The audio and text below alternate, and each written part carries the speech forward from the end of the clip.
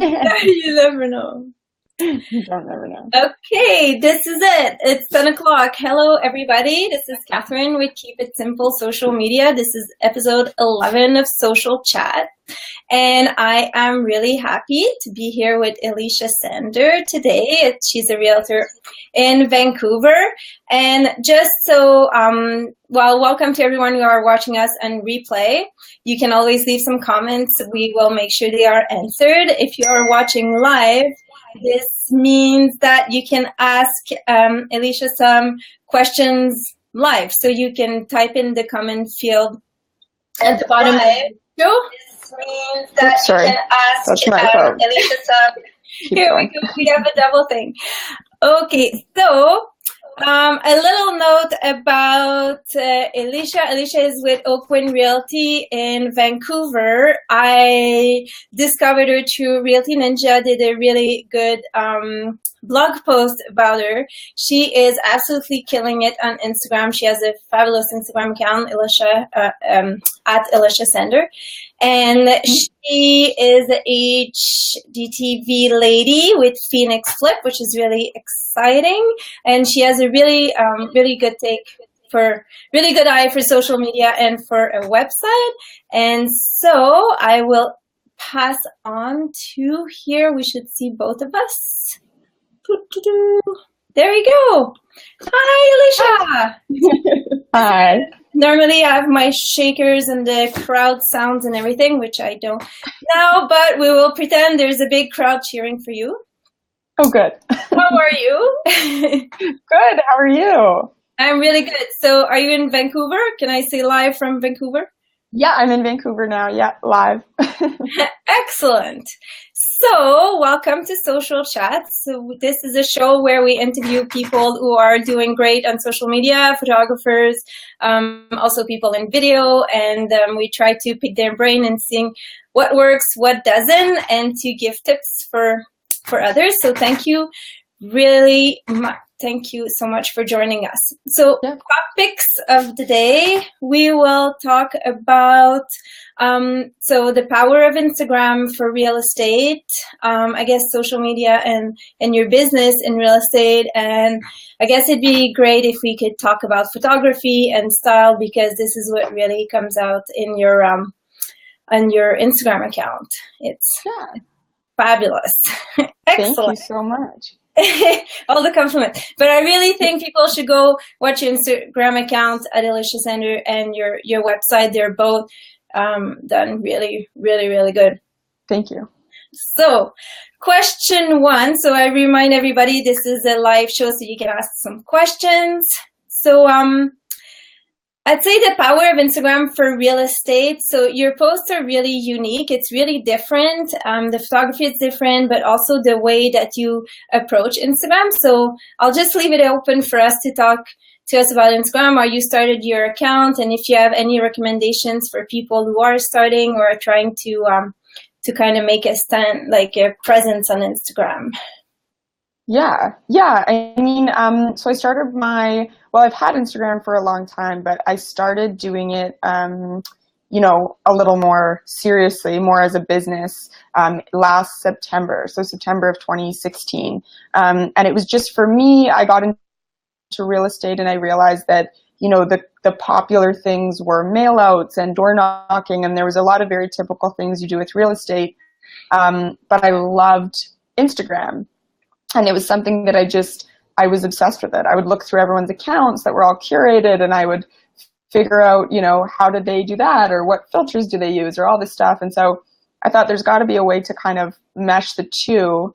And I was noticing that a lot of realtors had two separate Instagram accounts. They would have, real estate side, and then they would have their personal one. And I would always go immediately to their personal one because I really wanted to know, okay, but what are you really like? Aside from what you've sold and what you've bought, what are you like as a person? So I thought, if I feel like that, there's got to be other people that feel like that. So I started just kind of mixing in my own personality with what I did. So almost like, I almost looked at it like reality TV on Instagram, like reality TV through photos. What else do you do? What do you wear? Where do you eat? What are your favorite places in the city? Along with real estate. so aesthetics and, properties for sale and properties that I've sold. And yeah, I started just thinking what was authentic to me. I love fashion my whole life. So I started kind of melding it into fashion, and yeah, it took off very organically. I got a lot of followers very organically.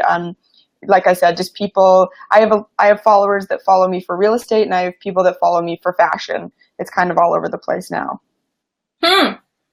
This is super interesting.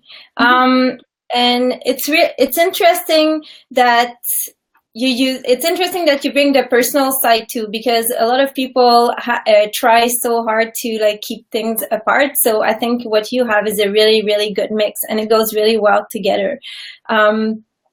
So you have a really good website as well. Your website, I guess, was done by Realty Ninja, which we love them, and everyone knows. But they have a really efficient way to deal with websites. But the design of it is really good, and I really like your blog. And I think a lot of people struggle with content, like they struggle with what they're gonna post on social media, and then how to use their blog and the website for their business and put it all together. So what's your approach on that, on finding content and with the blog and so on? I think for me, another thing I was realizing was that realtors that did blog, it was stats, market stats and all this stuff. And I mean, if you're in this day and age and you've ever tried to search for a house, a realtor is helpful, but there's so much you can find out on your own. I mean, the internet now, you can find out most of that information by yourself. So I realized was that, no one really cared about the statistics or anything like that. And I think that realtors kind of get into this persona because it's have to live and breathe it, and it has to be your, most of the people that do this for a living are, diehard passionate about it. So I think that sometimes realtors get caught up in what they should be blogging, what they should talk about to fit with them as a real estate agent. And, you kind of have to focus on you as a person. It was really, what's the word? Like, took almost a lot of courage. I started just blogging about what I wanted to talk about. I didn't know if anybody was going to read it or if they were going to say, stuff. But I just did it because about it, and it just got a really good response. I think the best thing you can do is be authentic to yourself. What other things makes you interesting, or dictates how you run your business, because of who I am is part of filters into how I run my business and how I am as a salesperson and how I am as a business person. For example, I think how careful outfits are gives you a little bit insight into or curated I am with my business. I think sometimes people don't remember that does have an effect on how people. Oh, hello. Yeah, totally. Yeah. That's a really good. That's a really good point. Sorry, there was something with the sound for a second, so I was like caught by surprise. So one thing that we hear about is like, okay, well, you put all this time into your blog, into your website, into your social media, but do you ever get any leads from it? And does the phone ring? And how do you know if it works? So what would be in your opinion, do you know if it works, or how does that go for you compared to print or the format of advertising, say? Right. I think that, what I always learned when I got into real estate is people said, stick with something for 6 months to a year, any type of advertising. If you're going to do mail outs, bus bench ads, if you're going to do anything like that, you have to really see it out for 6 months to a year to know if you're actually getting a return on it. And for me, Instagram was a no-brainer. I mean, I liked to do it and it didn't really. So I thought I'll stick this out for 6 months to a year. If not, I'll do something else. And so it's been almost a year now. And I think what I've noticed, I've gotten a handful of really good, and again, it's not something, it doesn't like anything does after only, 9 months. But the thing with Instagram is you get the recognition. or two, if someone says bench all the time, like I recognize your face. Yeah.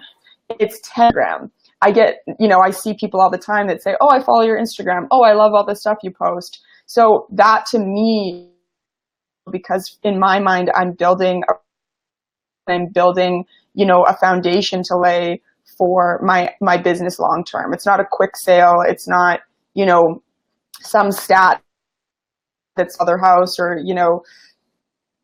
I just find some of the advertising a quick turnaround, whereas I feel like what I'm doing is more of the long kind of a reputation and building a foundation so that, my long term. Yeah, and that's a really good point, because I think a lot of things has to do with brand awareness. And often we say to our clients, and when we teach at the real estate board, we say, well, you know what, it's like permission-based subliminal marketing. Like by being out there and being on social media and having your name out there and being on Instagram and Instagram stories with your face or your logo spinning on top, and by being present, then all of a sudden you have a really good exposure, and maybe people don't necessarily go and look at your listing per se, but then all of a sudden when they need an agent, then your name will pop in their mind, and they might not even know where it comes from, but they have seen you or seen your name or your logo over and over, and all of a sudden it becomes an association that if you need, a place in Kits or a nice condo, or if you need someone who has a real good eye for design and stuff, then it would go together. So I like that you're saying that. I really like this 6 months to a year as well, because we're in such a society where people want immediate results and have it right now. So those are really, really good tips. So just a reminder for people viewing us, if you have any questions, feel free to type them in the comment field below this show, just underneath, and we will see your comments and questions live. And so I guess another thing, photography is a really big part of your both your website and your social media accounts and Instagram. It's really nice. How does that work? Because I can see a lot of people would be intimidated by it and think, oh, I'll never be able to do something like this, and it's going to cost like thousands and thousands of dollars, and maybe it does, I don't know. So how do you go about that? I mean, to be honest, I've been pretty lucky with that. I have a good friend that I met while serving before I got into real estate in Vancouver, and her name's Brittany Gill, and she has been so helpful. She has such a good aesthetic, similar to myself, so she's been very, very helpful, and she's photos. And then, believe it or not, my boyfriend, he owns a jewelry store, but it's kind of random. But yeah, he's a very, for just kind of by hobby. So he's been taking a lot of my photos. But I think what I try is that as much as that's important, it's not like you have to have some crazy. Your iPhone takes amazing photos. You can filter. I think it's important to not get too caught up in that. And as you get more money and you can hire, better photographers, I think it's important to not get too caught up in that part of it. Like take iPhone photos and edit them really well. It's more of the aesthetic of Instagram, in its entirety rather than each individual picture. And the content, right? Like it doesn't matter if you had amazing photos of, a plant, and that was your whole Instagram, even if they're unbelievable photos, people might not necessarily follow that. True. And what would be your take with hashtags? Hashtags, I still don't know too much, how it works, I guess, in the sense of I don't know if it's making a huge difference or it's not. A similar realm, like I do the same hashtags, and just do a broad range, because I think for me, I've realized that audience is broad. Like I said, there's real fashion, and there's HG makeup, and there's so many different kind of viewers that I keep the hashtags really broad. Yeah. And then just keep it out there. That's interesting because a lot of people base their whole strategy around hashtags. So it's good. And I think also eventually when you end up having your own or for your area or something, that's good too. Both of them are really, really good. And then what about Phoenix Flip? So when we go on your accounts, we see reference to this. So how did that like come about, and what's your experience, and how can that, I guess, help you as part of marketing for your business, along with everything else that you do? Kind of cool. My sister's a real estate. My stepdad and my brother-in-law are both builders. So we've been in that industry for a really long time. My stepdad, when I was in university, and for his home building, and it kind of snowballed. My sister and I had this idea to do a show, and we filmed a little audition tape, and it kind of snowballed from there. So now we have, it was just a pilot so far. So we'll know if they're going to go to a full season in the next little. My sister and we host essentially like a TV show on HGTV. So yeah, it's super cool. It's really fun. Excellent. And then, so as part of your, so you're a realtor, obviously. So as part of your services, like, do you offer some tip on staging and things like that, or? Yeah, I mean, I think that in Vancouver specifically, you know, I have a lot of clients that just do flips. Obviously, it's a good way to make money here and get into the market. So yeah, I mean, it's definitely part of it. I think a lot of realtors have that expertise at this point because there's so many clients that want to do that. But yeah, it's definitely a big part of Vancouver real estate for people that, you know, don't have a couple $1 million to get in. Yeah, no, definitely. This is interesting. So would you mind sharing with us some places where you go shop? Yeah. This is like for me, but it could be for other people. But I think even for just furniture, because I know in all your posts, there's really great leather furniture. And I'm like, oh, is this from Restoration Hardware? I don't know. And then you have stunning, like really great clothes and wicked jewelry. Now we know why. Yeah. Well, that's, my boyfriend. No. So if someone is going to Vancouver and it's like, oh, I wonder if I had like 5 kind of places to check out, where would they be, either for my house or for myself? Just that's the fun part. Yeah. Well, actually, where I do shop, I mean, Zara, I shop mostly, almost every. I think that, you know, when I got into fashion, start to realize, like, of course you like expensive pieces, but I mean, I'm 28 now, and when I was 19, I spend on too many nice clothes. So I spent a lot at like fast fashion. Forever 21, believe it or not, I don't thing, but if you can kind of sift through the pieces, there's some amazing stuff there. Where else do I go? I go to like H&M. I buy some stuff online, like Nordstrom. I'll buy the odd thing.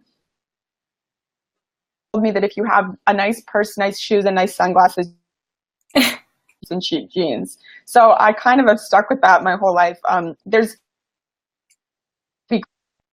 so similar with furniture too, right? Like there's a consignment store downtown Vancouver called Mine and Yours. Okay, what? Sorry, Mine and, we'll write it down for Mine. people. Yeah, Mine and you can find some of the most amazing pieces significantly less expensive. And yeah, I mean, furniture is the same. Like you just have to be crafty and mixing pieces sometimes makes everything else. Pieces of jewelry or a really nice bag and, you know, a $6 top from Forever 21. But as long as you can kind of piece it together, and I mean, furniture is similar,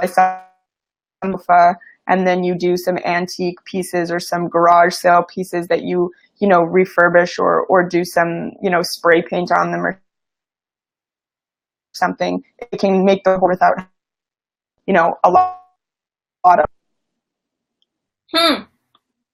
That's awesome. Yeah.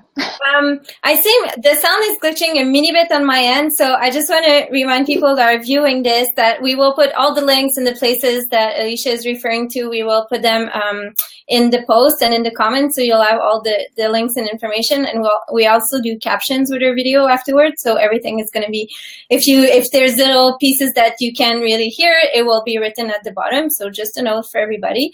If anyone, I know we have viewers, if we have all these people, if you want to say where you're from and what you're doing, and if you have any question, this is the time to ask them. And you mentioned a little bit when we were talking about taking your own photography, and oh, we have a question coming up here. So when you do your own photography, I just want to go back on this. You said like using photo filters, like, because we have them in our Instagram accounts already, and even on Facebook, you can edit the photos with your phone and things. But is there a special filter that you use to have those good colors? Like this, there's always kind of a bluish brown gray color palette going. Like, is this a filter, or is just your photographer doing magic? Well, I'll play with a lot of filters at this point. Say to people that are ScoCam, VSCO filters, and when you're starting out, just filter some continuity, and then as time goes on and you understand kind of colors and composition of photos, you can edit them separately. Like some of the photos are complete, but now I've kind of have a grasp on the aesthetic of my Instagram. Yeah.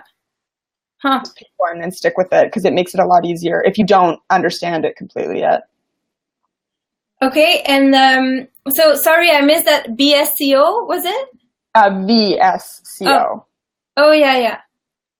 That's an app, right? Yes. Yeah. Photo app, yeah. Okay. Yeah, no, that's great. Okay, question.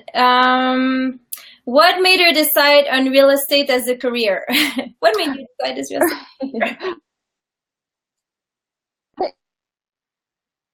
In a long time, I mean, like I said, in that construction kind of world, it was always in the back of my head. Really artistic, which is where kind of this marketing stuff has come in handy. My mom was a makeup artist, and she taught me how to do makeup. Fell in love with it. So when I moved to Vancouver, I went to school for makeup. And then I sales for a line called Jane Iredale.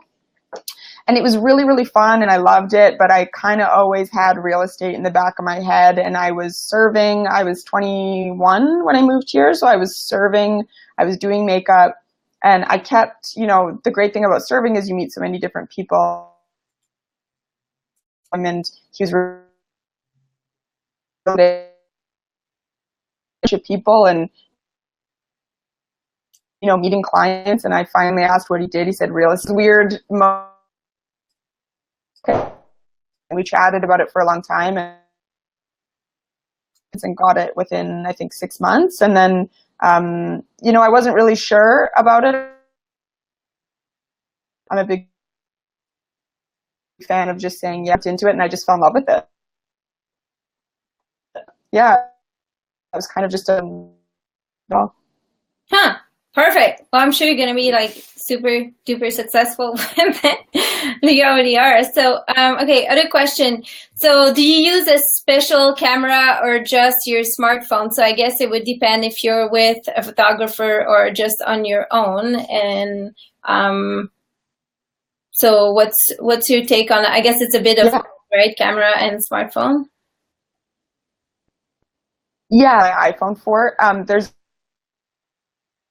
a portion of the camera that's like a function on the camera app of the iPhone, and it takes amazing photos. So some of them are used with that.